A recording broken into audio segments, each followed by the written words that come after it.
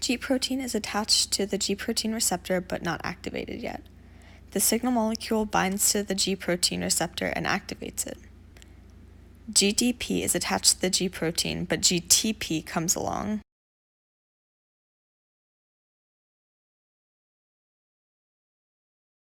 GTP binds to the G protein and GDP leaves it.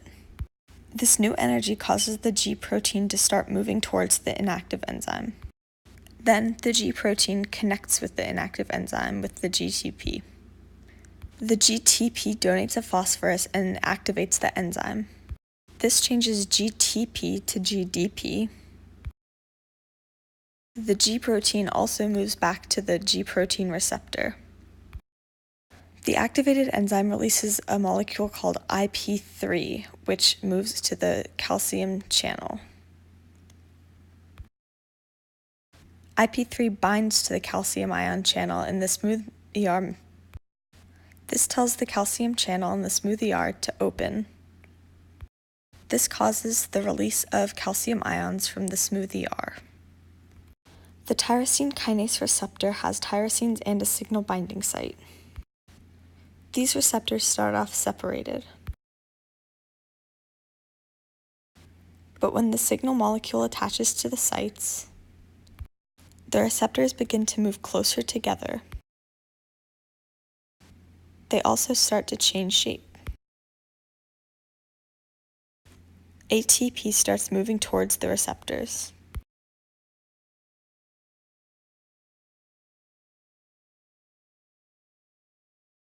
ATP donates a phosphate.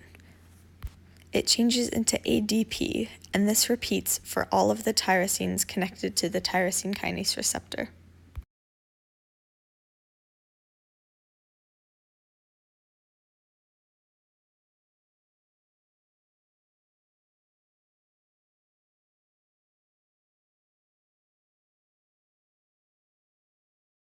Now that all of the tyrosines have phosphorus, an inactive relay protein comes and starts moving towards the tyrosine kinase receptor.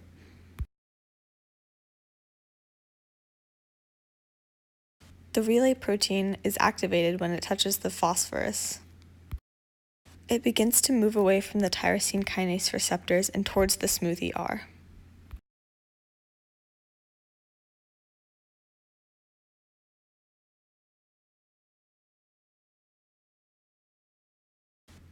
It binds to the calcium ion channel, which tells the ion channel to open, and it begins to release calcium ions from the smooth ER into the cell.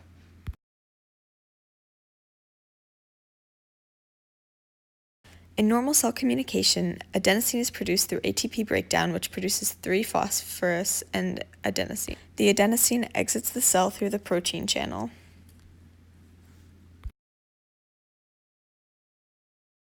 It moves towards the adenosine receptor outside of the cell.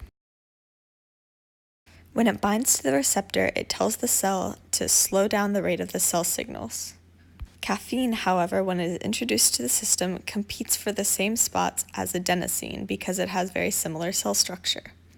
Caffeine inhibits the adenosine so it can't take effect, and therefore, the cell has the same amount or increased cell productivity. Caffeine also affects adenosine-dopamine coupled receptors. In normal cell communication, adenosine binds to the receptor and inhibits dopamine. However, when caffeine, adenosine, and dopamine are all seen, caffeine does not inhibit the dopamine like adenosine does. It does not inhibit the dopamine because it doesn't change the receptor shape. Therefore, there is an increase in dopamine's effect because it can now take effect, or the amount of dopamine is sustained. In heart cells, caffeine causes the muscles to not be able to relax, which causes increased heart rate and blood pressure. Brain cells are also not able to relax, so they are more alert and less sleepy. In addition to this, there's an increase on the effect of dopamine, so it could lead to addiction because dopamine causes happiness. Cells naturally create more adenosine receptors if caffeine is blocking them all, so adenosine will take effect despite caffeine.